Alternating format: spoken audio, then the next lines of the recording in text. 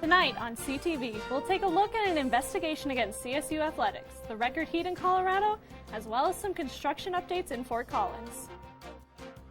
Then, find out about which CSU professor won a coveted award and an update on the wastewater testing in the dorms. All that and more on CTV News, starting now. Good evening, Rams. I'm Errol Paulalingan. And I'm Ren Wadsworth. We hope you're all having a good first day of fall. Today is National Voter Registration Day. The holiday was first introduced in 2012, and approximately 3 million Americans have registered to vote on this national holiday since. The purpose of the day is to remind citizens to register or update their registration status. National Voter Registration Day has united, educated, and registered voters across all 50 states. To ensure you are registered to vote for the 2020 presidential election, you can visit the Secretary of State's website. Registration ends in Colorado on October 26th. An update on CSU athletics. The Coloradoan investigation recently released allegations of racial insensitivity, harassment, and verbal abuse. More than 20 current and former Colorado State football players claim that they have witnessed instances of racial insensitivity and abuse behavior within the department. However, others within the department have denied such implication and have set out various statements supporting the football team, coaches, and staff. Although there is no official date for the termination of the investigation, it is expected to come to an end sometime in September. Students at Colorado State University may not be familiar with the part of the school that is nestled in the mountains, but Larimer County firefighters may soon call it home. The Cameron Peak fire continues to burn, and as of now is only 15% contained. It has consumed more than 100,000 acres of land. Much of this land surrounds the Colorado State University Mountain campus. Due to this, classes scheduled in the mountain campus were canceled in August at the beginning of the blaze. With the CSU facility empty, it may be turned into a camp for 40 to 50 firefighters who have been working in the area since August. One group includes the National Park's Alpine Hotspot team, who are equipped and trained to work for an extended amount of time in remote locations. The Hotspot team will be stationed at the mountain campus to scout out the fire line locations and protect structures. Fire as we get more information. Animal science professor Dr. Grandin was recently awarded for being one of the top 10 college professors in the United States. Dr. Grandin is recognized for her work on autism and animal behavior. She has been featured on the Times list of the most influential people in the world. Amongst Dr. Grandin's achievements, she has also designed a way for handling livestock, which is used by many companies around the world. Some closures are coming to Fort Collins, and if you drive a motor vehicle, you may need to make new parking plans. For 3 days, Old Main Drive will be closed. The street will close from September 21st till September 23rd to replace valves and a water line. Additionally, coming a little closer to home, University Avenue that sits between College Ave and Mason Street will be closed September 21st till October 2nd. Parking lot 440 will also be closed the same dates as University Avenue. We'll keep you updated on more construction and road closures that may impact you as they come. What started off as a simple question, where does this virus have the potential to continue spreading, resulted in CSU wastewater testing. Associate Professor Susan DeLong, whose background is in environmental samples, explains how the project started as early as June. The samples started with 17 composite pumps placed around campus, taking 85 milliliter samples of wastewater every 15 minutes. Results can take as little as 24 hours. One positive droplet could result in the finding of someone with the COVID in the specific residence hall. With more than 9,700 COVID-19 tests administered since students returned to campus, around 7,400 were completed during residential move-in. While the bars may be open now, you'll still have to leave earlier than normal due to Jared Polis's latest announcement. On Saturday, Governor Jared Polis extended the statewide Safer at Home order. A sliding last call is in place for bars across Colorado. Based on the severity of coronavirus in each county, will determine what the last call is. Larimer County has been placed at level 1, which is deemed cautious, with the last call being midnight. But some counties in Colorado have a last call as early as 10, with others in what is called the Protect Our Neighbors level, where they are able to choose the last call as they see fit, even going as late as 2 in the morning, which is what it was for most bars prior to coronavirus. This amended and extended executive order will be in place until the 17th of October. We'll keep you informed on new updates for the COVID-19 safety guidelines. Before the pandemic, 5% of employed individuals were working remotely. Before COVID-19, 62% of workers expressed a positive mental health. After COVID hits, the stats have dropped to only 28%. Most workers within the Aurora and Denver area are experiencing burnout in current remote working environment. This is important for business owners to keep track if they want their business to thrive. With unprecedented unemployment rates, workplace stress could potentially cost the economy $500 billion a year and 5,500 million lost workdays. Is it just hot in here, or is it me? Hot. Well, IRL, you might have been sweating the last couple days in Colorado, but you're not the only one. On Saturday, we hit 90 degrees, making an all-time record of the most 90 degrees in a single year. Saturday marked the 74th 90-degree day in 2020, and the past record was 73 back in 2012. All of this comes after the first day of snow of the season just a couple weeks ago. If you want to know whether this heat stroke is going to last or if you can expect something new, make sure you tune in for Weather with Cam. Food services here on campus have now teamed up with REMRITE. That's right, students can expect mobile food pantry services coming soon. Due to the nature of the pandemic, REMRITE is a new method implemented to help aid in new redistribution method. Mobile food pantry will be able to help students, faculty, and staff get home. REMRITE will be departing from the Lori Student Center around 2 p.m. and provide rides to a maximum of 27 people. Rides will be provided on a first-come, first-served basis. As the semester progresses, students can expect to see these services expand. For more information regarding food services and COVID regulation, please visit REM's Against Hunger website. Not just the name of our stadium anymore, Canvas is making a plan to continue to offer classes to students and employees at Colorado State University. In partnership with the CSU Alumni Association, the Colorado State University community can once again access financial education classes through Canvas Credit Union. The classes will be offered online only, and the webinars will cover topics such as home buying and credit scores. Canvas will additionally offer community events such as a shred day for your important documents, a blood drive, and even addressing the changing world of banking and saving during COVID-19. For more information on how to take classes through Canvas, you can visit canvas.org. Well, Rams, that's all the news we have for you this evening. But don't go anywhere because we have your entertainment scoop coming up after the break.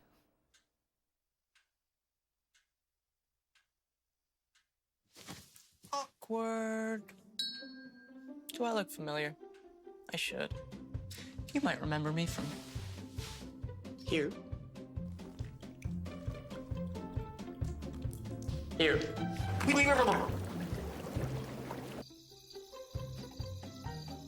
Or maybe even here. But an awkward silence can be a great thing. It can actually be a perfect moment to reach out to a friend and ask if they're okay if they seem down. Doesn't matter how you say it. You all right? Everything's okay? All G? You all right, girl? You cool? You bugging dog. Just show you're there for them. Go on, Kelly. Susie awkward.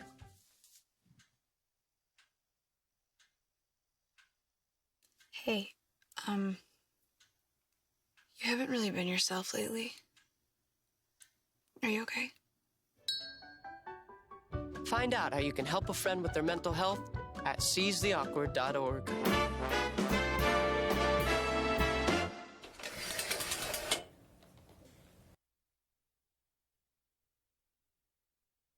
Good evening, Rams. I'm Samantha Medley, your Tuesday night producer and entertainment anchor for tonight. Happy first day of fall, everyone. Although I'm super excited to pull out my sweaters and pumpkin-scented candles, I'm upset that summer has finally come to an end. In line with this holiday, Twin Drive-In, a classic summer staple, has just announced the closing date of their 2020 season. They will be shutting down on October 31st after having an extended season. In order to help people get out and about during COVID-19, the drive-in hosted socially distanced graduation, concert, and its regular movie showings. Although they just announced the ending date, this group will continue to host the events for the next month, so don't fret just yet. While we're on the topic of celebrating fall, I don't know that anyone has a birthday in September. If you're like me in this way but still want to celebrate something, you can help the Global Village Museum of Arts and Culture celebrate their 10th birthday today. This museum strives to provide educational opportunities through our community through arts and exhibits and artifacts from around the world. After being around for a decade, their birthday bash includes wine, food, trucks, and games, where you can win prizes. I've got to find my party hat. As most of us know, if there's anything that the Fort Collins community loves, it's craft, beers, and outdoor games. The Colorado Youth Outdoors program took advantage of this fun combination for their annual fundraiser, Holes and Hops. This past Saturday, competitive and recreational cornhole teams took part in a cornhole marathon to raise money for Colorado Youth Outdoors, a nonprofit organization that aims to build relationships through outdoor recreation. The winners of the competition received a cash prize as well as the coveted title of the 2020 Holes and Hops Cornhole Champion. For those that got hungry after playing or just watching the tournament, there was plenty of food options to choose from. The event was also sponsored by multiple breweries to wash down all the food. Safety precautions were taken, with masks being required and indoor and social distancing being encouraged in the outdoor areas. Even in the midst of the pandemic, the value of this event was too large to cancel. If outdoor shenanigans aren't in order due to the smoky skies, move it on inside for some bingo. That's right, Rams. Bingo isn't just for your grandparents. The Copper Muse Distillery offers you the chance to yell bingo on Tuesday nights at 7 p.m. Enjoy food, drinks, and leave with a prize if you're really good at covering those little numbers. If nothing else, living in a pandemic has really helped us stretch our creativity to live our lives to the best of our abilities. Wadu Home and Gifts has taken this creativity to heart and has come up with an innovative way to shop, window shopping. Wadu utilizes this approach by displaying items in the window and putting a number next to the item. Customers can look at a price, call into the store, and have a clerk deliver their order.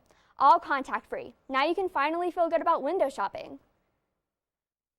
That's all I have for you tonight, Rams. But don't go anywhere because Cameron is coming up with the weather report right after the break. So stick around. So there you are, shuffling through a stack of resumes and you come to mine.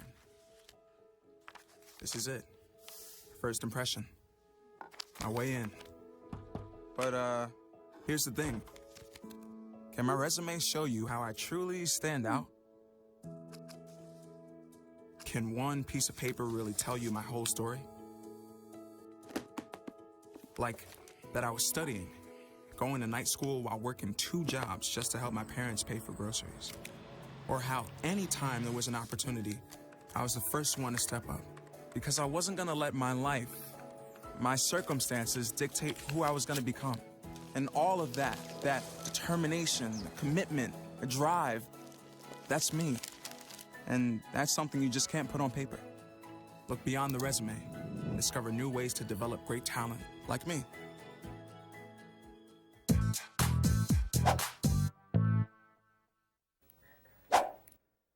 Good evening, Rams, and welcome to Tuesday Night Weather. My name's Cameron Evig. It's been a hot one over the past week and over the past month, to be frank, and that's not going to change. As we look at the current conditions outside, we can see it's going to be 74 degrees and mostly cloudy. Right now, the sunset was at 5:56, an early one today. Moon was a waxing crescent. And then going to the overnight lows, as we see, it's going to be a cold one tonight, as it usually is on the September nights. It's absolutely beautiful outside right now, as we saw earlier today on the CSU campus. Students able to walk around, do their best, as still going to be a warm weather throughout the rest of the week, as here we see it. National Voting Day, National Register for Vote Day, I should say, is making sure students getting registered votes. Flowers looking nice and good for this time of the year. And now we see students being able to walk to class and get everything they need to get done. But that's not going to be like that forever, Rams, as we know it can get pretty cold in these next coming months. As we see the overnight lows now, Craig, going to be a cool 40 degrees tonight. Fort Collins almost hitting that 60 degrees. You'll be all right. 52 in Sterling, 59 in our capital, 44 in Vail. Chilly 38 degrees in Gunnison and Alamosa. Burlington at that 52 degrees, Lamone 50, south side of Colorado is going to be a little bit warmer like usual. It's 54 and 54 for Colorado Springs and Pueblo. And now, as we see, we go into our 5-day forecast as it's going to be hot. It's going to be hot. That's all there is to it. 75 and 43 is what we had yesterday. 88 and 52 today, a high of 88. Tonight, maybe a low of 52, 89 on Wednesday, and we see 52 going to be your low for tomorrow as well. Thursday, 92, and Friday, 92 as well. So going to be a hot one over this next week, and going to be a hot one for the remainder of this month, it seems. As now, just make sure you do not go anywhere, because Hunter is going to be next with sports. Dad? Just 1 minute, okay? Hey, Bobo, do trees tell each other stories? I'm sorry. I'm afraid I don't know that. Hey, why don't we go find out?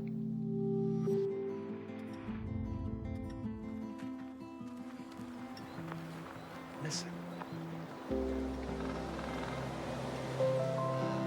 Do clouds take naps? I couldn't tell you.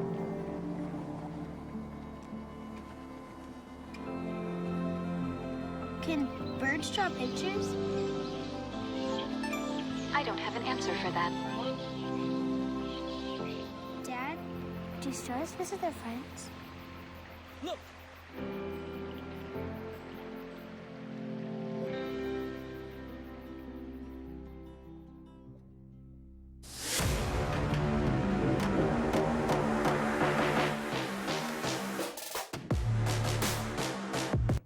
Hello and welcome back from the break and to another week of Hunter's Hotspot.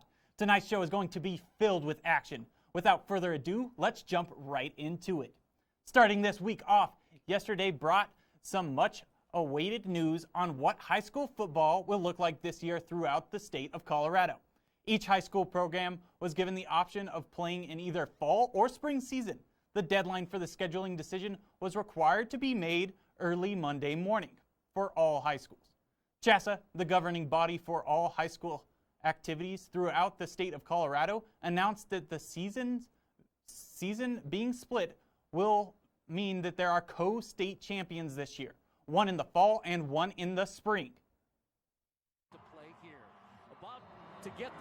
When taking a look at the nearby high schools, we see that Fort Collins High School has declared for the spring season and will not be playing until March. However, Fossil Ridge, Cooter, and Rocky Mountain High Schools will all be participating in the fall season, aiming for an October start time. Fossil Ridge, Cooter, and Rocky Mountain all play in the Front Range Conference, providing some insight into why these three league rivals came to the same decision. On the other hand, Fort Collins High School just made the jump from 4A to 5A. Fort Collins is now in the 5A Metro League with Adams City, Boulder, Mountain Range, North Glen, and Westminster. Ultimately, the fall and spring season formats will be the same in terms of amount of games played, and the playoff picture structure will be the same. Teams will play 6 regular season games, and the 8 best teams will make it to the postseason. CHSA released the revised schedule earlier today. Football is not only dangerous because of COVID-19, but because of the naturally physicality and collisions and intense way of the sport. These dangers were demonstrated in the NFL last week with continuously seeming never-ending amounts of stars going down. Some of the biggest names included star running backs Saquon Barkley and Christian McCaffrey, as well as reigning Rookie of the Year Nick Bosa. Even with the impact of those players provided on the teams, the Broncos may have been the biggest losers on Sunday. Denver entered the season without superstar pass rusher Von Miller after a freak injury in practice, which was already a huge loss.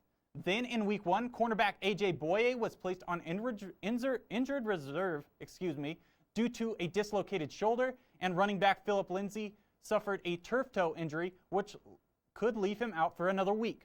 But it did not stop there. On Sunday against the Steelers, the Broncos lost starting quarterback Drew Lock to a shoulder injury, which will sideline him anywhere from 3 to 5 weeks. They also lost their number 1 wide receiver in Cortland Sutton to a season-ending MCL and ACL tears. Many of Denver's most valuable players have already missed time due to injury, and they are only heading into the third week. With so many key players out, Denver's once promising season may already be in jeopardy. With all of those injuries to star players, your fantasy team might be struggling. But don't worry, I have some players that you can grab off the waiver wire that can make up for it. After Saquon Barkley's injury, Dion Lewis took his place and scored a touchdown. Going into week 3, Lewis is expected to get majority of the snaps over Wayne Gallman and newly signed running back Devontae Freeman. Lewis will have a favorable matchup against the 49ers, who will be without both Nick Bosa and Solomon Thomas on their defensive line for the rest of the season due to injury. Obviously, Lewis won't produce like Barkley, but he will be a suitable running back too with the workload he is expected to receive. Moving on to wide receivers now, the next player I am recommending that you take a look at is Jaguars wideout Keelan Cole.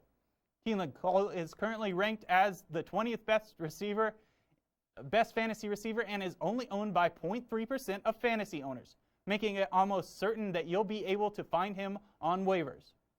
Quarterback Gardner Minshew is spreading the love in Jacksonville and has 3 passing touchdowns in each of his last 2 games, 2 of which that were to Cole. Not to mention that the Jags are facing the Dolphins on Thursday night. The Dolphins are the 29th ranked defense, allowing Bills quarterback Josh Allen to put up over 400 yards and 4 touchdowns in 2 weeks. To finish the week out, all fantasy owners need to take a look at 49ers running back Jerick McKinnon. McKinnon will be replacing Raheem Mostert as the starter for at least this week after Mostert's MCL sprain against the Jets.